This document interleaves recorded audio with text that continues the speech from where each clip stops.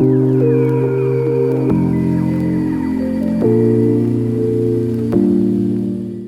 नमो भगवते वासुदेवाय। ओम नमो भगवते वासुदेवाय। ओम नमो भगवते वासुदेवाय। ओके, हम लोग अध्याय 1 पढ़ रहे हैं और मैं इस अध्याय को हर श्लोक नहीं पढ़ रहा, क्योंकि आप खुद जाके पढ़ सकते हैं। इस अध्याय में ज़्यादा हर श्लोक पढ़ने का कोई पॉइंट नहीं है, क्योंकि जनरली बता रहे हैं कि पांडवों की सेना क्या है, कौरवों की सेना कैसी है, एक दूसरे के सामने कैसे खड़े हैं, ये सारी चीज़ें एक्सप्लेन है। बट जो इम्पोर्टेंट पॉइंट होंगे वो मैं एक्सप्लेन करता जाऊँगा। सबसे पहले जो पहला श्लोक है वो पढ़ लेते हैं हम। धृतराष्ट्रवाच धर्मक्षेत्रे कुरुक्षेत्रे समवेतायुत्सवः मामका पांडवाश्चैव किमकुर्वत् संजय। एनीवे, इस अध्याय में 3 टॉपिक्स डिस्कस करने वाले हैं। सबसे इंपॉर्टेंट, बहुत सारी चीजें मगर 3 टॉपिक्स इंपॉर्टेंट है। सबसे पहली बात है कि अर्जुन ने युद्ध करने से क्यों मना किया, और जो आप सोच रहे हो अभी शायद आंसर वैसा नहीं निकलेगा। अभी मैं दिखाऊंगा आंसर क्या निकलेगा। और दूसरी बात है कि भगवान क्यों युद्ध करने के लिए उतना उतारू थे, भगवान क्यों चाहते थे युद्ध, और उसमें भी आप जो सोच रहे हो वो उत्तर नहीं निकलेगा, कुछ और ही निकलेगा। अभी आपको दिखाऊंगा मैं क्या है, प्रभुपाद क्या कह रहे हैं। और तीसरी बात यह है कि इस अध्याय में अर्जुन ने भगवान के कई नाम यूज किए, कई नाम आ रहे हैं भगवान के, और उन हर नामों की एक विशेषता है, उसमें एक संदेश है जो प्रभुपाद अपने पॉपट में अपने तात्पर्य में एक्सप्लेन कर रहे हैं। तो हम भगवान के नामों को देखेंगे, उनको समझने की कोशिश करेंगे, क्योंकि भगवान का नाम लेना ही भक्ति है। सो इंटरेस्टिंग होगा नहीं। इस पहले श्लोक के तात्पर्य में धृतराष्ट्र ने कहा, हे समझे, धर्म भूमि कुरुक्षेत्र में युद्ध की इच्छा से एकत्र हुए मेरे तथा पांडु के पुत्रों ने क्या किया। इसके तात्पर्य में श्रील प्रभुपाद लिख रहे हैं, तात्पर्य पढ़ना चाहता हूं मैं थोड़ा सा। भगवत गीता एक बहुपठित आस्तिक विज्ञान है जो गीता महात्म्य में सार रूप में दिया हुआ है। प्रभुपाद सीधा पहली लाइन में लिख रहे हैं कि भगवत गीता आस्तिक विज्ञान है। आस्तिक विज्ञान मतलब थीस्टिक साइंस। मतलब प्रभुपाद ने पहली लाइन में ही भगवत गीता को रिलीजन और साइंस दोनों को फ्यूज कर दिया। नहीं, स्पिरिचुअल साइंस है। प्रभुपाद ये नहीं कह रहे सिर्फ रिलीजन है ये। जिसने भगवत गीता पढ़ी है उसको डेफिनेटली नहीं लगेगा कि रिलीजन है। रिलीजन मतलब आज के टर्म्स में, धार्मिक सेंस में, कि मैं हिंदू हूं, मैं मुस्लिम हूं, मैं क्रिश्चियन हूं, हमारे अपने कोड्स एंड कंडक्ट्स हैं। जैसे अगर आप धर्मशास्त्र पढ़ोगे, कई शास्त्र टाइप के शास्त्र हैं, धर्मशास्त्र पढ़ोगे तो धर्मशास्त्र में हाँ दिया है भी ब्राह्मण, वैश्य, क्षत्रिय, उनके क्या क्या ड्यूटीज हैं, ये सारी चीज एक्सप्लेन्ड है। तो ऐसा लगता है कि ठीक है, मतलब ये तो एक हिंदू धर्म है, नहीं सनातन धर्म है जिसके कार्य दिए हैं और इनको ऐसा करना है। भगवद्गीता में ऐसा कुछ नहीं है। भगवद्गीता में थोड़ा बहुत एक्सप्लेन्ड है, क्षत्रिय, ब्राह्मण, शूद्र, ये क्या, मगर वो साइंटिफिकली एक्सप्लेन्ड है। साइंस दिया उसके पीछे कि क्यों ये 4 तरह के विभाजन किए गए हैं। भगवद्गीता में साइंस दी गई है कि हम भक्ति क्यों करें, हम भगवान की शरणागति क्यों ले, भगवत गीता में क्यों आंसर कर रही है। और साइंस मतलब क्या है? साइंस मतलब रैशनैलिटी तो होती है। अगर साइंस का एक ब्रॉडर मीनिंग लो, अगर एक बड़ा मीनिंग लो साइंस का, तो उसका मतलब क्या है? Rationality, logic. नहीं, रिलीजन लोग सोचते हैं फेथ, श्रद्धा। तो प्रभुपाद ने कहा नहीं, प्रभुपाद ने कहा भगवत गीता रिलीजन और साइंस दो एक साथ। ये यूनिकनेस है भगवत गीता की। प्रभुपाद ने सीधा यहां से शुरू किया है। जिसने भगवत गीता पढ़ी है वो ये समझ जाएगा कि ये यूनिवर्सल बुक है, ये कोई एक सेक्ट को बिलोंग नहीं करेगी, क्योंकि आंसर दे रही है, लॉजिकल आंसर दे रही है हर चीज का। नहीं शुरुआत ही भगवद गीता कैसी हो कि तुम आत्मा और शरीर नहीं और उसका भगवान लॉजिक दे रहे नहीं। कोई पूछे भी भगवद गीता क्या है तो आप बता सकते हो, ये भगवद गीता आस्तिक विज्ञान है। इसमें यह उल्लेख है कि मनुष्य को चाहिए कि वह कृष्ण के भक्त की सहायता से संवीक्षण करते हुए भगवद गीता का अध्ययन करे और सर्वथा प्रेरित व्याख्याओं के बिना उसे समझने का प्रयास करे। ओके, अर्जुन ने मतलब भगवान कह रहे हैं कि भगवद गीता को कैसे पढ़ना है, भक्तों के साथ रहकर। ये बहुत इंपॉर्टेंट है। अर्जुन ने जिस प्रकार से साक्षात भगवान कृष्ण से गीता सुनी, उसका उपदेश ग्रहण किया, इस प्रकार की स्पष्ट अनुभूति का उदाहरण भगवद गीता में ही है। मतलब पॉइंट यह है कि भगवद गीता भगवान कह रहे हैं कि इस भक्तों से सुनो, भक्तों से नहीं सुनोगे तो क्या होगा, तो आपको या तो भगवद गीता रिलीजन लगेगी, हिंदू धर्म की किताब लगेगी, या भगवद गीता बिल्कुल साइंस लगेगी। कई लोगों ने, अभी एक डिवोटी नहीं, एक व्यक्ति है वो साउथ इंडिया में, उसने मुझे अपनी कमेंट्री भेजी भगवद गीता की। मतलब 35 ईयर्स 36 ईयर्स का यंग है, अभी मैरिड हुआ है। सो उन्होंने कहा कि आप प्लीज मेरी कमेंट्री पढ़ी, तो मैंने कहा मैं क्यों पढ़ूं। उसने कहा कि आपकी साइट देखी थी मैंने, साइंस इन वेदास और ये सब बहुत अच्छे आर्टिकल से, सो आप प्लीज उस पर कमेंट करिए। मैंने कहा ठीक है, तो मैंने उसकी भगवद गीता की कमेंट्री पढ़ी और 2 पेज पढ़ के मेरा ऐसा दिमाग खराब हुआ मुझे लगा कि उसको उठा के फेंक दूं, मगर वो साउथ इंडिया में बैठा है, कुछ नहीं कर सकते। सो उसने क्या लिखा था भगवद गीता में, उसने लिखा था भैया देखो भगवद गीता में भगवान न्यूरोकेमिस्ट्री समझा रहे हैं, न्यूरोकेमिस्ट्री, ब्रेन न्यूरोलॉजी, हार्मोन्स। सो मैंने कहा ये क्या लिख रहा है, तो मैंने अब देखा भगवद गीता, तो वो कहता है मोड ऑफ इग्नोरेंस आपका सीरोटोनिन है, मोड ऑफ पैशन डोपामिन है, मोड ऑफ गुडनेस ग्लूटामेट है। और इस तरह से उसने पता नहीं क्या खिचड़ी पकाई है इसके अंदर।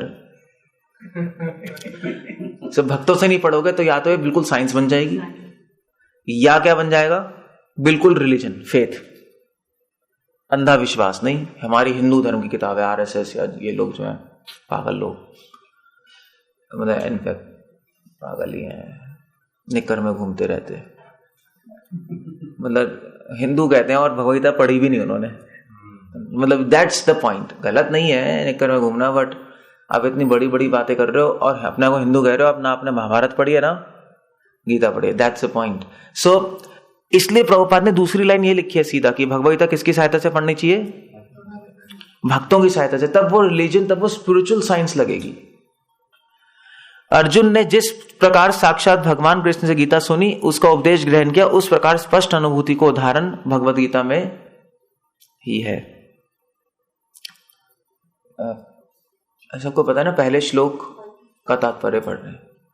यदि उसी गुरु परंपरा से निजी स्वार्थ से प्रेरित हुए बिना किसी को भगवद गीता समझने का सौभाग्य प्राप्त हो, तो वह समस्त वैदिक ज्ञान तथा विश्व के समस्त शास्त्रों के अध्ययन को पीछे छोड़ सकता है। प्रभुपाद कॉन्फिडेंटली बोल रहे हैं कि अगर आपने गीता समझ ली, दुनिया के सारे शास्त्रों को पीछे छोड़ सकते हो।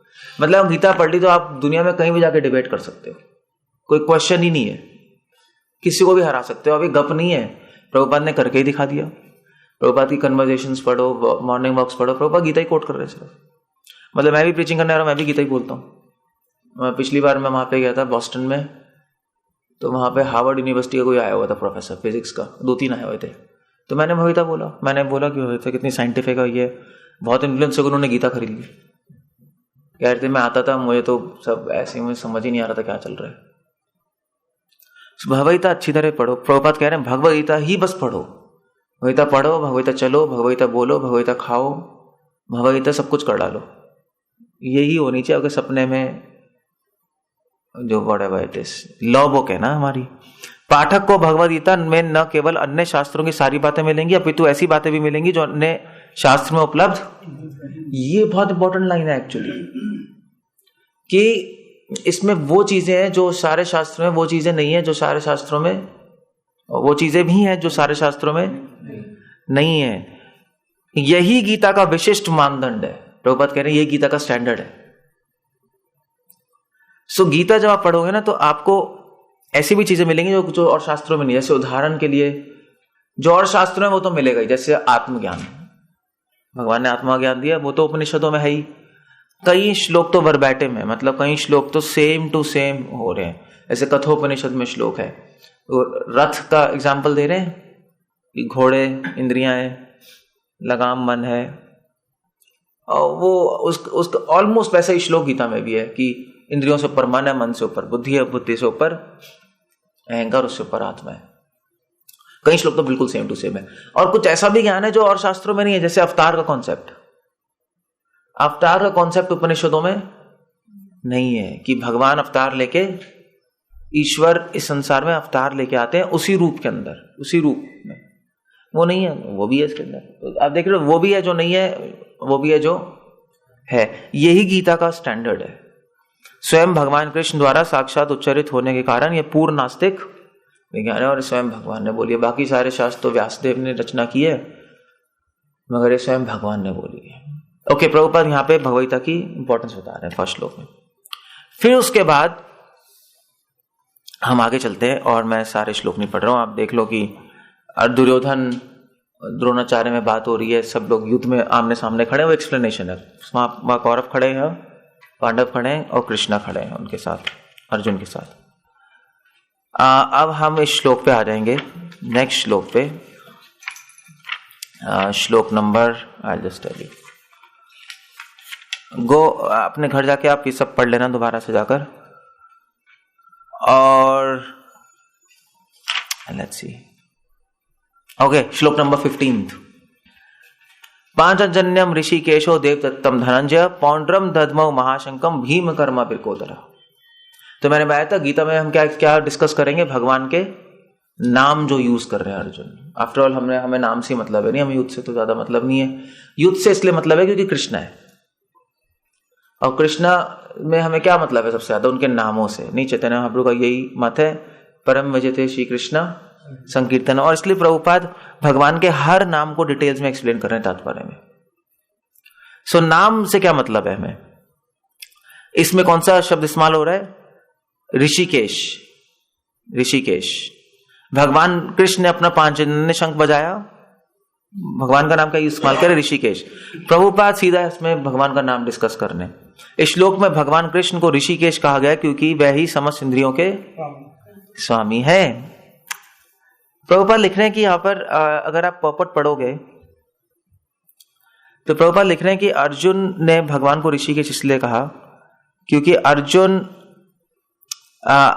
सोच रहा था कि यह कुरुक्षेत्र के युद्ध भूमि में भगवान कृष्ण अर्जुन की दिव्य इंद्रियों को निर्देशन करते हैं, इसलिए उनको ऋषिकेश कहा गया। अर्जुन एक्चुअली चाहता था कि भगवान उसको गाइड करे इस युद्ध में, है नहीं, रथ भी चला रहे हैं ना, सो भगवान उसको युद्ध में उसको प्रोटेक्शन दे, उसको गाइड करें। इसलिए अर्जुन क्या बोल रहा है भगवान को ऋषिकेश, क्योंकि उसको पता है कि भगवान की गाइडेंस के बिना ये युद्ध नहीं जीत सकते। ऑफ कोर्स जब दुर्योधन और अर्जुन मिलने गए थे कृष्ण के पास, तो दुर्योधन ने क्या मांगा था, आगे सेना मांगी थी। और जबकि कृष्ण ने बोला अर्जुन मैंने शपथ लिया कि मैं अस्त्र शस्त्र नहीं उठाऊंगा, अभी भी सोच लो। अर्जुन ने फिर भी किसको मांगा, कृष्ण को, क्योंकि अर्जुन को भगवान की गाइडेंस पे पूरा फेथ है। इसलिए अर्जुन भगवान को कह रहा है ऋषिकेश। ओ सॉरी, हाँ नहीं संजय बोल रहे हैं, भगवान कृष्ण, हाँ ये संजय बोल रहे हैं, हाँ ठीक है ठीक है। नहीं, संजय भगवान को क्या बोल रहे हैं, ऋषिकेश। वह आइडिया, हाँ नहीं ठीक है संजय बोल रहे हैं, वह आइडिया ये है कि भगवान का नाम ऋषिकेश क्यों इस्तेमाल किया गया है। Of course I mean to say Rishikesh इसलिए किया गया कि अर्जुन भगवान अर्जुन की तरफ से बोल रहे हैं, अपनी तरफ से नहीं बोल रहे, कि अर्जुन सोच रहा है कि भगवान को गाइड करे। और फिर उसके बाद ये सबसे पहला नाम यूज किया है भगवान का गीता में, ऋषिकेश, मोस्ट इंपॉर्टेंट वर्ड। और फिर उसके बाद यहां पर अब हम आगे चलेंगे, भगवान का और कौन सा नाम यूज कर रहे हैं, मधुसूदन का है, इसी पपट में मधुसूदन, हाँ तो इसमें मधुसूदन कहाँ कहा गया है, इसमें तो कहीं नहीं है। हरे कृष्ण, कुछ नहीं है। सो 21 और 22 श्लोक में भगवान का एक नाम यूज किया, सेनियोर उभयोर मध्य रथम स्थापे में अच्युत है, दूसरा नाम यूज किया अच्युत यहां पर, और अच्युत की यूज कर रहे हैं भगवान। अब इसके प्रॉपर्ट में बहुत इंपॉर्टेंट इंस्ट्रक्शंस है कि अच्युत की यूज कर रहे हैं अर्जुन। 21 श्लोक है। अर्जुन ने कहा, हे अच्युत कृपा करके मेरा रथ दोनों सेनाओं के बीच में ले चलो, जिससे मैं यहां उपस्थित युद्ध की अभिलाषा रखने वालों को शस्त्रों की इस महान परीक्षा में जिसने मुझे संघर्ष करना है उन्हें देख सकूं। अच्युत क्यों कह रहे हैं यहां पर? प्रभुपाद एक्सप्लेन कर रहे हैं कि यद्यपि कृष्ण साक्षात भगवान कृष्ण थे, किंतु वह अहेतु की कृपावश अपने मित्र की सेवा में लगे हुए थे। अच्युत का मतलब यही है, भगवान अपने भक्तों की सेवा करते हैं। च्युत का मतलब होता है गिरना, अच्युत मतलब होता है जो कभी गिरता नहीं। भगवान अर्जुन के क्या बने? सारथी। तो सारथी तो पोजीशन नीचे होती है ना बहुत, मतलब कैसी पोजीशन है, मगर फिर भी भगवान सारथी बनते हुए अपनी पोजीशन से नीचे नहीं गिरे।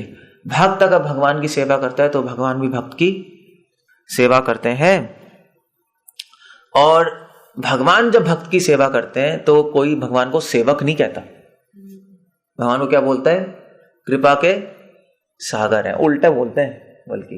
सो भगवान अपनी पोजीशन से नीचे नहीं करे, भगवान भगवान ही है। सो भगवान, हम सोचते हैं कि भगवान कृपा दे रहे हैं, भगवान सोचते हैं कि मैं अपने भक्त की सेवा कर रहा हूं। वो अपने मन में नहीं सोचते कि मैं कृपा दे रहा हूं उसको। भगवान सबसे दीन व्यक्ति कौन है संसार में? इस संसार में क्या पूरे सबसे दीन कौन है?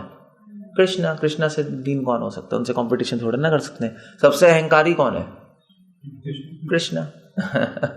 हम कुछ भी नहीं है, प्रभुपाद कहते हैं दोनों ही है। नहीं, सबसे टॉप मोस्ट हर चीज में कौन है? कृष्णा। सो कृष्णा कभी नहीं समझते कि मैं कृपा दे रहा हूं। कृष्णा में सारे अच्छे गुण है, नहीं वो अहंकार, गंदा वाला अहंकार नहीं है। भगवान को किस बात का अहंकार है? अच्छा अहंकार है। भगवान को किस बात का अहंकार है? क्या है? गंदा अहंकार क्या होता है? गंदा अहंकार होता है कि मैं टॉप मोस्ट हूं। अच्छा अहंकार क्या है? भगवान को इस बात का अहंकार है कि मैं अपने भक्तों का सेवक हूं, स्वामी नहीं हूं। वो तो गंदा अहंकार हो गया। मैं अपने भक्तों का सेवक हूं। भगवान ने भागवतम में कितनी बार बोला है कि मेरे भक्त सदैव मेरे हृदय में रहते हैं और मैं सदैव अपने भक्तों के हृदय में रहता हूं। क्या श्लोक है वो भागवतम का? एनीवे भूल गया मैं, नहीं भागवतम का सोच रहा था मैं, भागवतम में तो है ही। हाँ, सो भगवान हमेशा सोचते हैं कि मैं अपने भक्तों का सेवक हूं। ये अहंकार है। भक्तों को क्या अहंकार है? कि मैं कृष्ण का सेवक हूं। ये अच्छा अहंकार है। अच्छा अहंकार है नहीं है ना। हम कृष्ण कह रहे हैं कि मैं अपने भक्तों की सिवाय कुछ नहीं जानता, ना हम जानामी।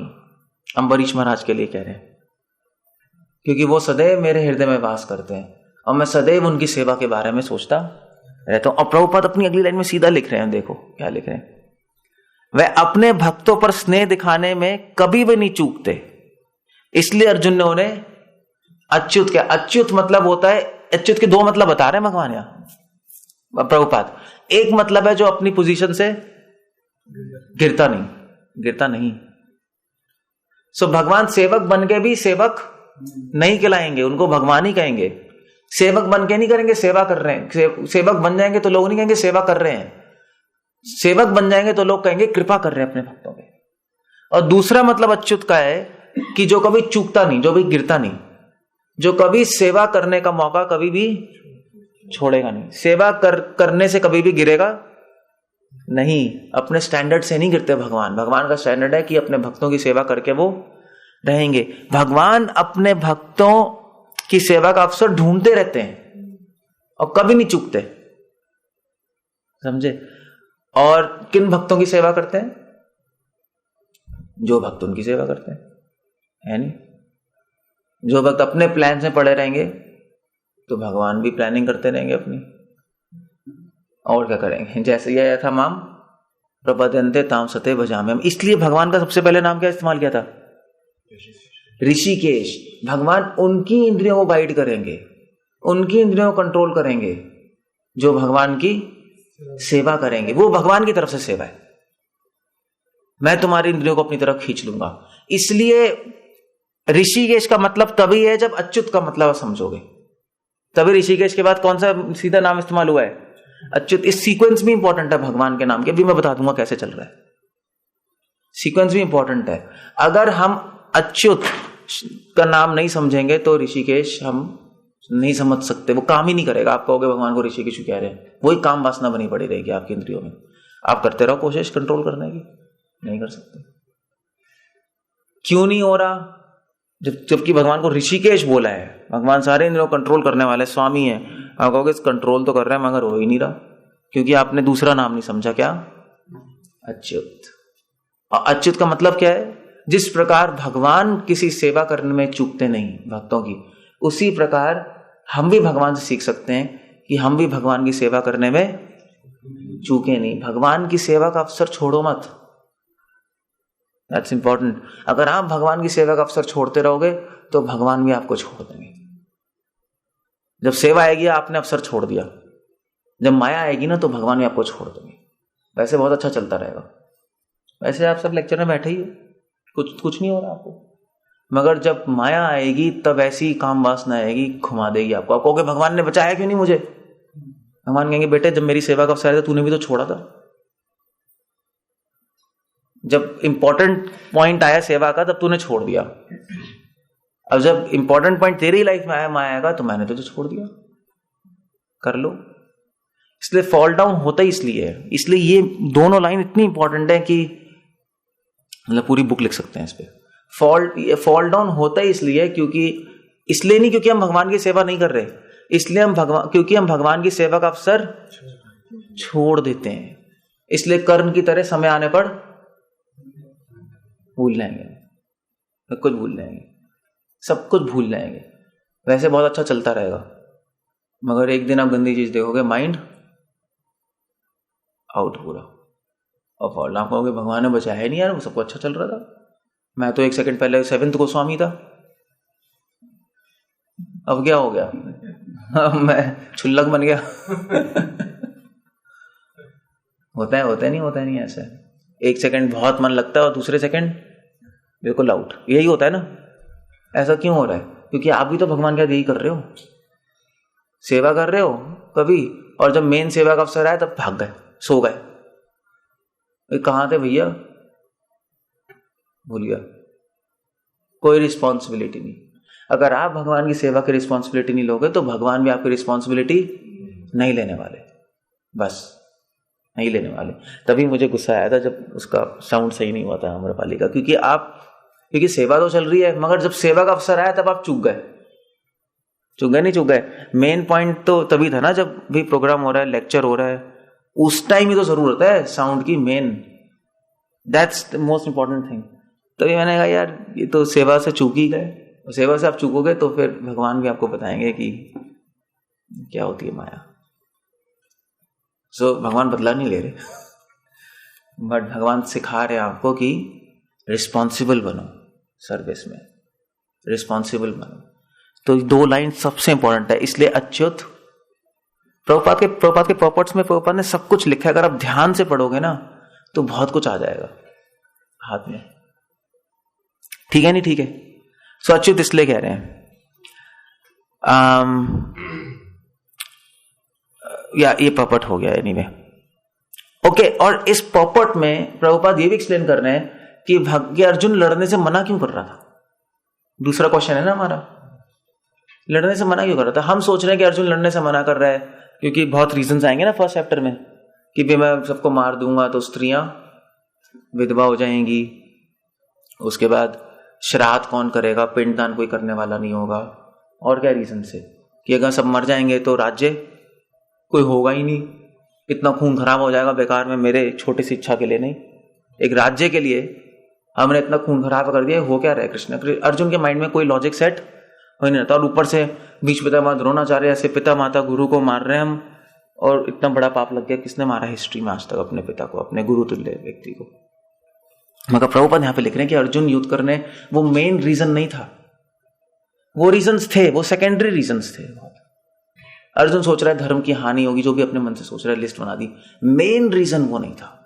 मेन रीजन क्या अर्जुन के ना लड़ने का? ये बहुत इंपॉर्टेंट पैराग्राफ है इसी के तात्पर्य में, 22 श्लोक के तात्पर्य में। सेकंड पैराग्राफ देखो, भगवान का शुद्ध भक्त होने के कारण अर्जुन को अपने बंधु बांधवों से युद्ध करने की तनिक भी इच्छा न थी। शुद्ध भक्त था ना वो, क्योंकि दुर्योधन द्वारा शांतिपूर्ण समझौता न करके हठ धर्मिता पर उतारू होने के कारण उस युद्ध भूमि में आना पड़ा। तो सबसे पहली बात है कि अर्जुन शुद्ध भक्त है, इसलिए उसकी युद्ध करने की इच्छा नहीं थी। उसके हृदय में क्या था? करुणा थी। अब करुणा थी, वो भी आगे एक्सप्लेन हो जाएगा। अब आप क्वेश्चन कर सकते हो, यार ये तो मतलब नॉर्मल आदमी की तरह बात कर रहे हैं। नहीं, अर्जुन केवल आसक्ति की वजह से नहीं कह रहा कि मेरे भाई बांधव है या धर्म नष्ट हो जाएगा, ये सारे लॉजिक है। लॉजिक से पहले उसके हार्ट में करुणा है, वो अच्छा व्यक्ति है बेसिकली, बैड एलिमेंट नहीं है जैसे दुर्योधन है। तो अच्छे व्यक्ति में तो अच्छी क्वालिटीज आनी जाती नहीं, अपने आ जाती है ना, नेचुरली वो चाहेगा कि इतना खून, इतने लोग क्यों मरे।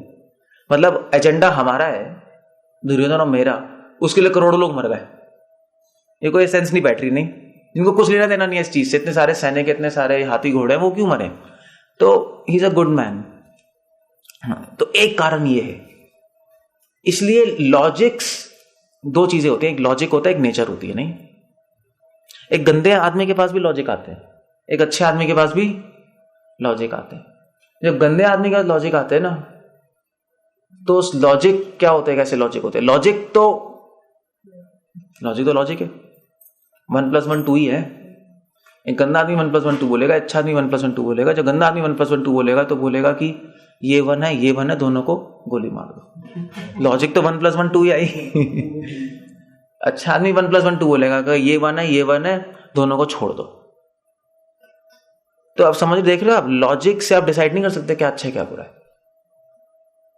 आप देख रहे हो क्या चल रहा है यहाँ पर। दुर्योधन भी अपना लॉजिक दे रहा है। अभी फर्स्ट चैप्टर में पढ़ो, शुरू में दुर्योधन ने भी लॉजिक दिया भीष्म को जाकर, यार इतने सारे लोग खड़े हैं और भीष्म पितामह आप पूरी तरह अच्छी तरह लड़ना, मतलब आप उनके अटैचमेंट की ऐसे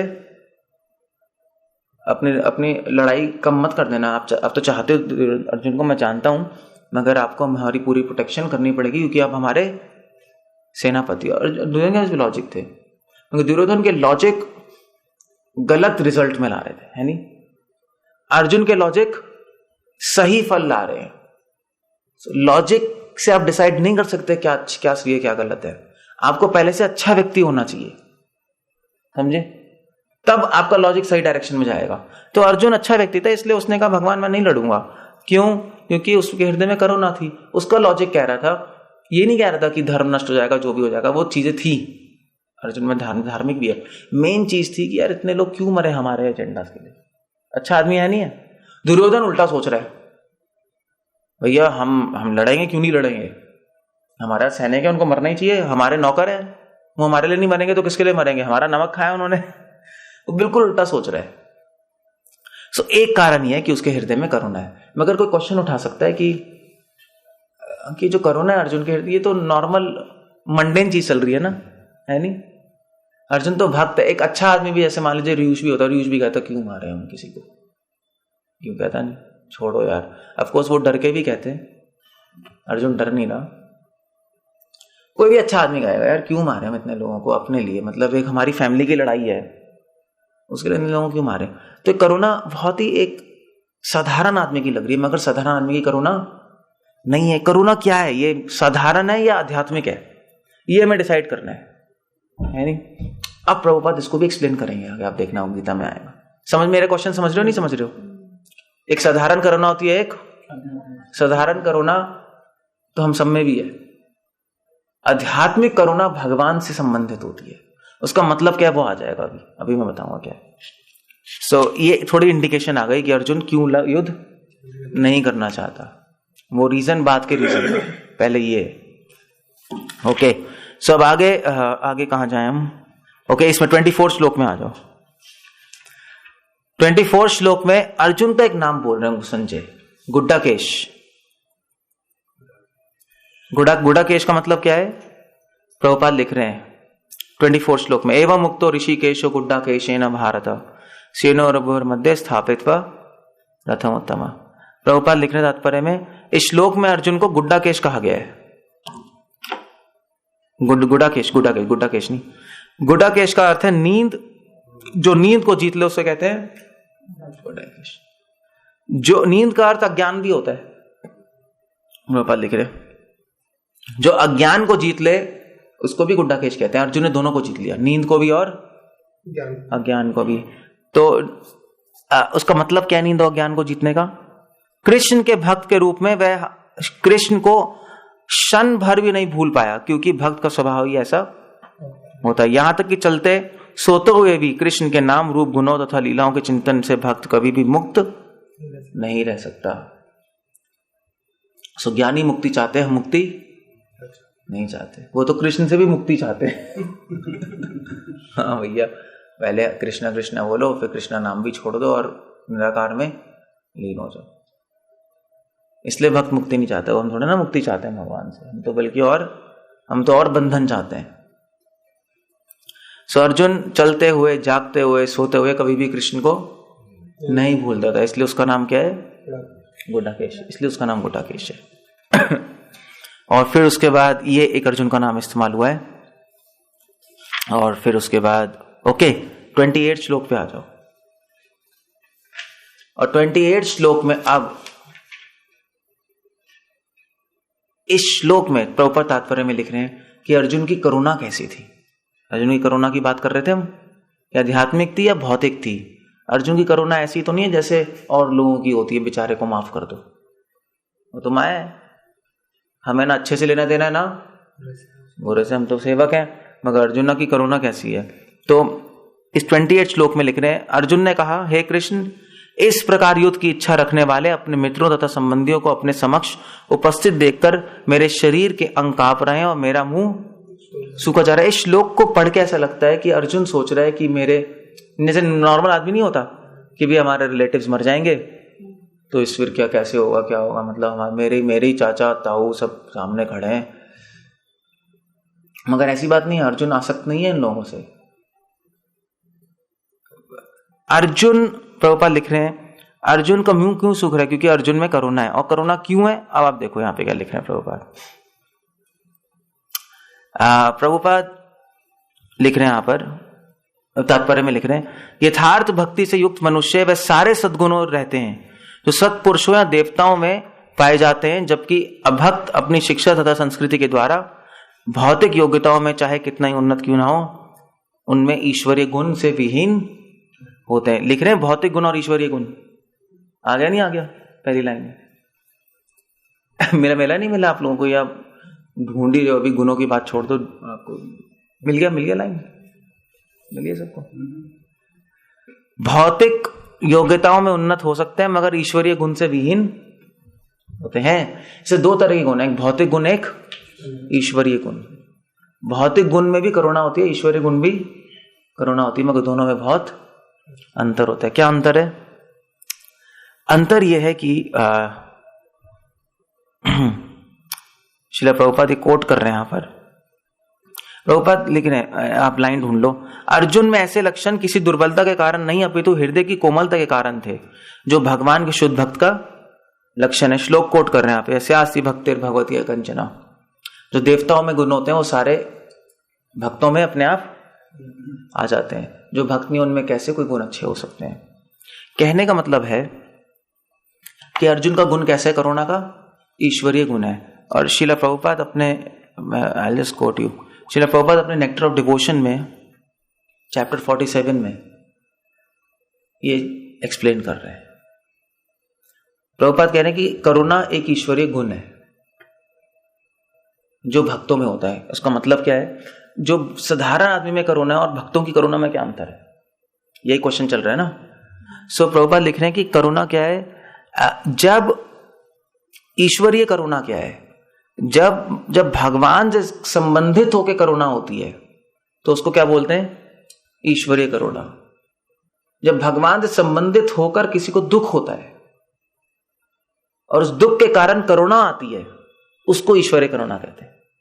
जब इस संसार से या अपने से संबंधित होकर दुख होता है और फिर करुणा आती है तो उसको क्या बोलते हैं? भौतिक करुणा, संसारिक करुणा। यही है ना, आपने किसी गरीब को देखा होगा, बेचारा, ठीक है, That's okay. आप उसको बेचारा करे, माया आपको बेचारा करे, बेचारा अभी जन्म में फंसा पड़ा है। What's the point? आप जेल में किसी को रोटी खिला दो, ठीक है, अच्छा है, What's the point? अभी भी क्या हो, कैदी तो हो, तो आपने बेचारा अपने रोटी खिला दी कैदियों को, तो आप तो कहोगे बेचारे। वो सैनिक होंगे, वो क्या कह रहे होंगे, पहरेदार, बेचारा क्या कर रहा है, अभी फंसा पड़ा है, अभी पीटेंगे हम इसको। यही है ना, जेल में तो पीटेंगे। ये भौतिक करुणा है, समझे? इसको भौतिक करुणा है, इसकी कोई वैल्यू नहीं है, अल्टीमेटली कोई वैल्यू नहीं है। एक छोटे स्केल पे हो सकती है बहुत, अल्टीमेटली कोई वैल्यू नहीं है। आप पर्पस ही नहीं समझ रहे लाइफ का। ये तो वही बात हो गई कि एक कुत्ता दूसरे कुत्ते पे करुणा कर रहा है, अब है तो जानवर ही ना। अब वो पर्पस ही नहीं समझ रहा कि लाइफ का पर्पस क्या है। आप क्या उसको बड़ाई करोगे? कुत्ते की बड़ाई करोगे? अगर एक कुत्ता दूसरे कुत्ते की हेल्प कर रहा हो, बड़ाई करोगे उस कुत्ते की? आप कहोगे यार कुत्ता ही है। और ईश्वरीय करुणा क्या? ईश्वर करुणा का प्रभुपाद एग्जाम्पल दे रहे हैं चैप्टर 47 एक्ट ऑफ डिवोशन में। ईश्वरीय क्रोध भी होता है, जैसे फॉर एग्जाम्पल हनुमान जी ने क्रोध किया नहीं किया लंका पे, मगर किसके लिए किया? राम के लिए, अपने लिए नहीं। ऐसे ईश्वरीय करुणा अर्जुन किसके लिए कर रहा है? कृष्ण के लिए कर रहा है। वो मैं एक्सप्लेन करूंगा कैसे हो रहा है, मगर ईश्वरीय करुणा क्या है प्रभुपाद एग्जाम्पल दे रहे हैं। ईश्वरीय करुणा क्या है? जैसे एग्जाम्पल है, जब कालिया नाग को देखा, भगवान को देखा कालिया नाग पे बैठे हुए, सो भगवान को कालिया नाग ने पकड़ लिया। पूरा 6 घंटे तक भगवान कालिया नाग के चुंगल में पड़े रहे, और ऐसा लग रहा था कि भगवान, सारे देवी देवता भी बहुत दुखी हो गए, कृष्णा को पकड़ लिया। कृष्णा कुछ नहीं कर रहे थे 6 घंटे। ब्रजवासियों ने भी देखा कृष्ण को, कृष्ण ऐसे बेहोश पड़े थे, उन्होंने कहा हाय कृष्ण को क्या हो गया। तो ये दुख क्यों हो रहा है? किसको देख के हो रहा है? भगवान। और करुणा किस पे आ रही है? भगवान पे। क्यों? क्योंकि जब भगवान को देख के दुख होता है भक्त को, तो भक्त भूल जाता है कि ये भगवान है थोड़े टाइम के लिए। नहीं, जैसे माँ अगर अपने बच्चे को देख के दुख होगी तो भूल जाएगी प्राइम मिनिस्टर है जो भी है, अगर उसका बच्चा प्राइम मिनिस्टर होगा या बड़ा कमांडर होगा, मान लीजिए उसका बच्चा ब्रिगेडियर है, तो माँ उसको देखेगी, अगर बीमार हो गए तो दुख होगा ना, उसको दुख में भूल जाएगी ब्रिगेडियर है, वो ना सोचते रहे कि ब्रिगेडियर है।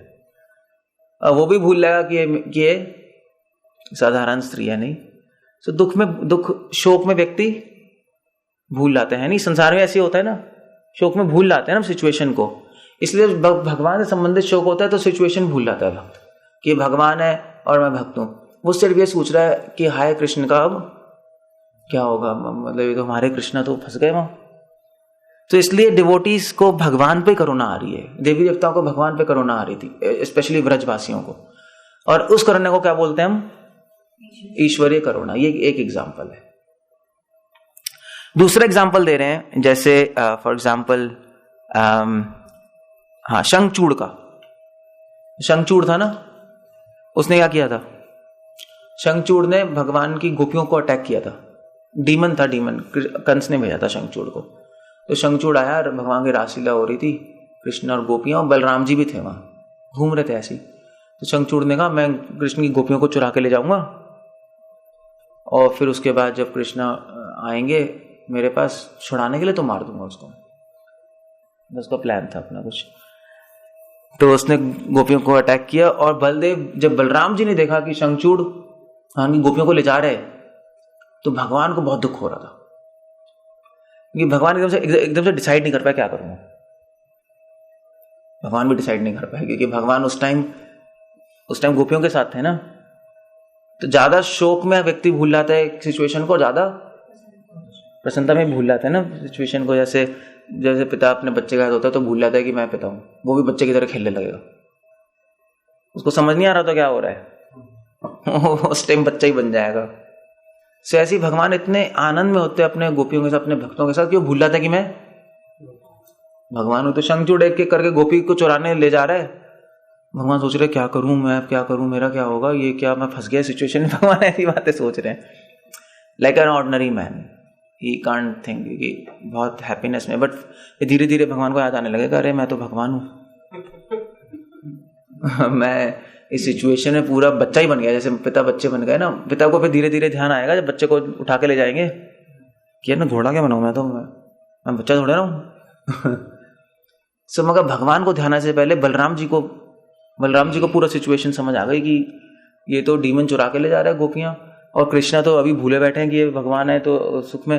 तो बलराम जी उनको इतना गुस्सा आ रहा था शंखचूड़ पे, और साथ साथ कृष्ण पे करुणा भी आ रही थी, यार कि कृष्णा क्या मतलब बेचारे तो एक भूले बैठे हैं कि भगवान है, अब क्या करें। सो ये कौन सी करुणा है? भगवान पे करुणा आ रही है, मगर ये ईश्वरीय करुणा। ये दूसरा एग्जाम्पल है। और तीसरा एग्जाम्पल दे रहे हैं, जैसे उदाहरण के लिए नारद मुनि। जब नारद मुनि ने भगवान के चरण चिन्ह देखे, कहीं जा रहे थे तो उनके चरण चिन्ह देखे वृंदावन में, तो नारद मुनि ने कहा, तो नारद ने सब लोगों को बुला के कहा कि बहुत उत्साहित हो गए कि प्लीज भगवान की शरण लो। उनके माइंड में करुणा आ गई। किसके प्रति करुणा आई?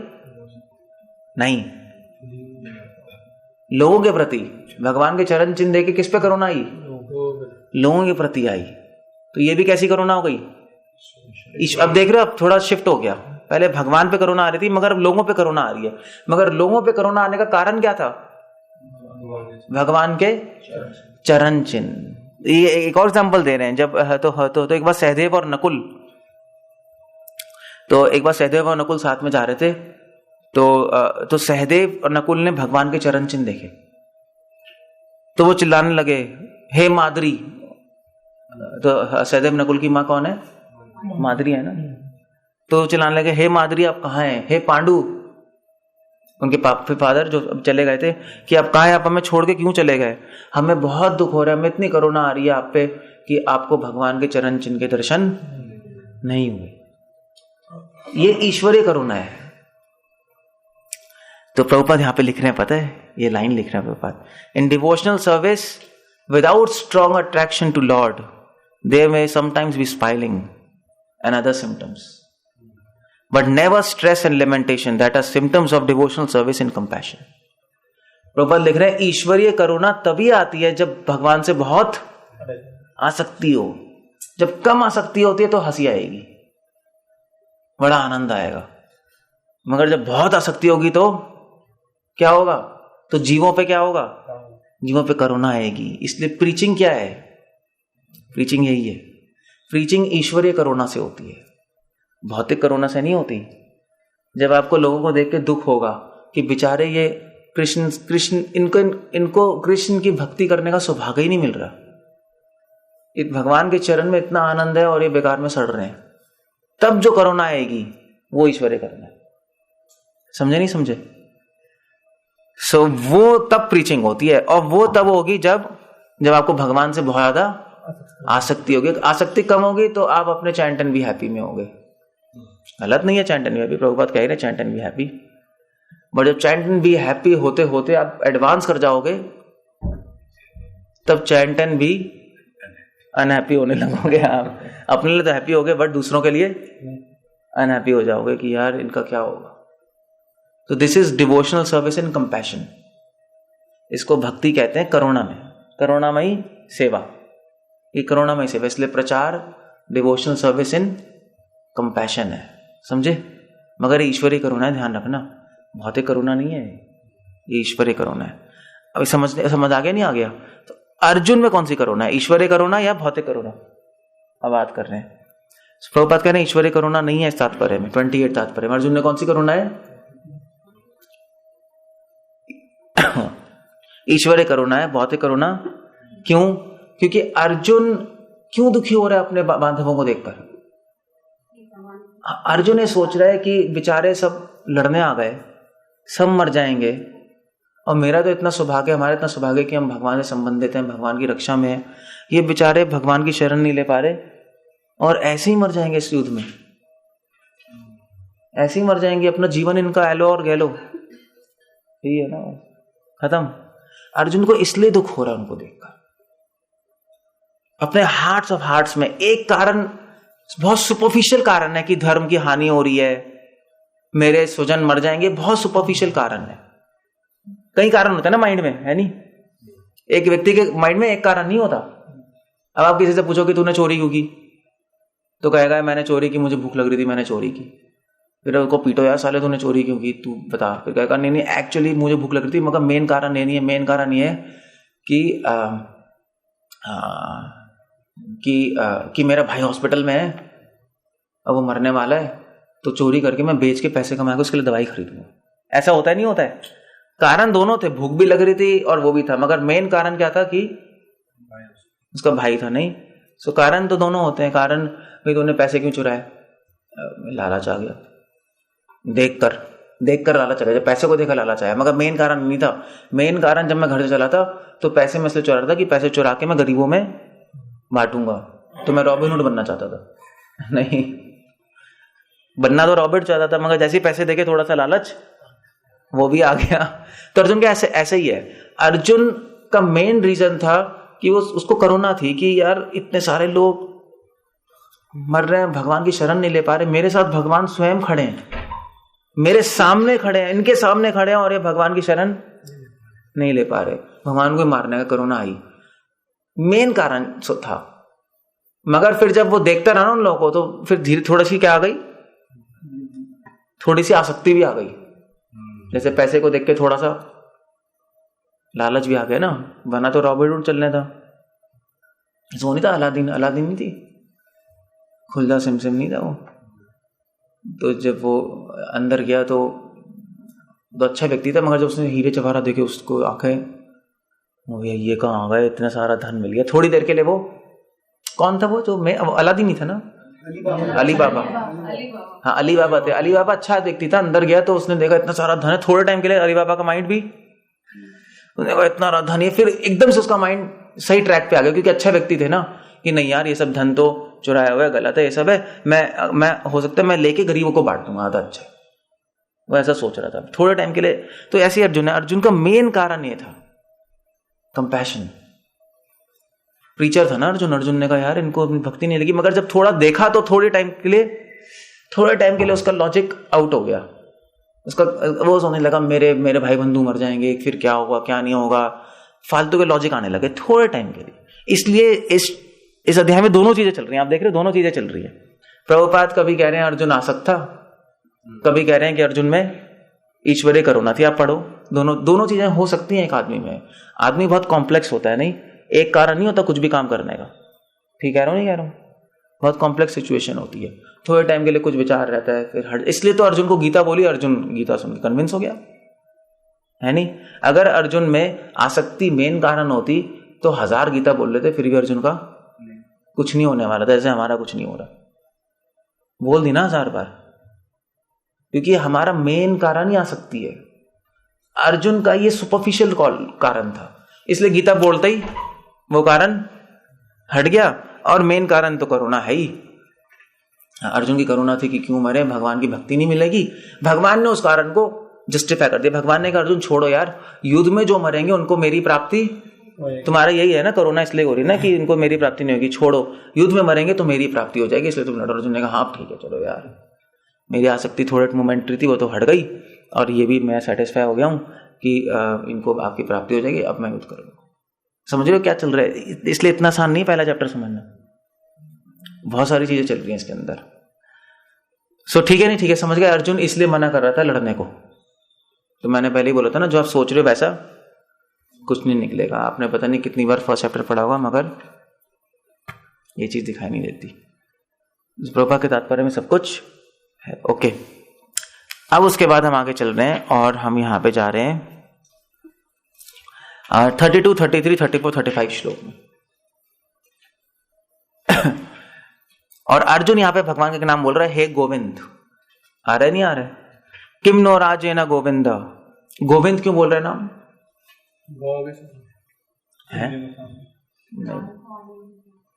गोविंद का मतलब होता है, अर्जुन ने भगवान कृष्ण को गोविंद कहकर संबोधित किया क्योंकि वह गौओं और इंद्रियों के समस्त प्रसन्नता के विषय हैं। इंद्रियों को जो प्रसन्नता देते हैं उनको गोविंद कहते हैं। पहले नाम क्या लेता है? ऋषिकेश। फिर ऋषिकेश को समझने के लिए आपको क्या समझना पड़ेगा? अच्युत। अच्युत को समझने के लिए आपको गोविंद शब्द समझना पड़ेगा, वरना नहीं समझ पाओगे। गोविंद का मतलब क्या है? गोविंद का मतलब प्रभुपाद यहां पे लिख रहे हैं पॉपट में। इस विशिष्ट शब्द का प्रयोग करके अर्जुन संकेत करता है कृष्ण ने समझे कि अर्जुन की इंद्रियां कैसे तृप्त होंगी, किंतु गोविंद हमारी इंद्रियों को तुष्ट करने के लिए नहीं बने। तो आप सेवा तो कर रहे हो, सेवा का अवसर नहीं चूक रहे, मगर आप सोच रहे हो कि सेवा करूंगा और भगवान मुझे तुष्ट करेंगे। नॉनसेंस, ये कंप्लीट नॉनसेंस है। हम इस आशा से भगवान की सेवा नहीं कर रहे कि भगवान हमारी इंद्रियों को प्रसन्नता दे। सेवा करोगे, प्रसन्नता अपने आप भगवान देंगे, वो बात अलग है, वो तो भगवान का ही काम है, भगवान प्रसन्नता देते हैं। मगर इस आशा से करोगे तो प्रॉब्लम है। इसलिए अर्जुन भगवान को गोविंद बोल रहे हैं। गोविंद तेरे बोल रहे हैं, क्यों बोल रहे हैं कि कृष्ण अर्जुन बोल, जैसे द्रौपदी ने गोविंद बोला था ना, क्यों बोला था?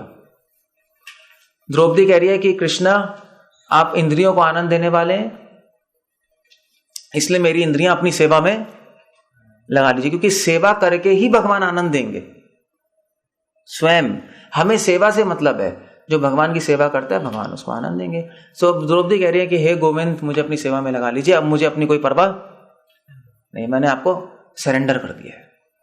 अब आपको मेरी इंद्रियों को आनंद देना है तो दीजिए, नहीं देना तो मत दीजिए। आप गोविंद है। गोविंद मतलब प्रभुपाद लिख रहे हैं, यहाँ पर पोपट में लिख रहे हैं, अब ये पढ़ो अभी आगे। किंतु गोविंद हमारी इंद्रियों को तुष्ट करने के लिए नहीं है। हाँ, यदि हम गोविंद की इंद्रियों को तुष्ट करने का प्रयास करें तो हमारी इंद्रियां स्वतः ही तुष्ट हो जाएंगी। भौतिक दृष्टि से प्रत्येक व्यक्ति अपनी इंद्रियों को तुष्ट करना चाहता है कि ईश्वर उसके आज्ञा पालक की तरह काम करें, किंतु ईश्वर उनकी तृप्ति वहीं तक करते हैं जिनके वे पात्र होते हैं, जितने वे पात्र होते हैं, उस हद तक नहीं जितना वे चाहते हैं। भगवान की मर्जी की भगवान सेवक को इंद्रियों का आनंद दे या नहीं दे, और आनंद भी उतना ही देंगे जितना डिजर्व करते हो, समझे? फोर्स नहीं कर सकते। इसलिए द्रौपदी ने बोला हे गोविंद, द्रौपदी ने बोला गोविंद मैं आपके शरणागत हूं, मैं आपकी बस सेवा करना चाहती हूं, आप मेरी इंद्रियों को आनंद देना चाहते हैं, नहीं देना चाहते, वो आपके हाथ में।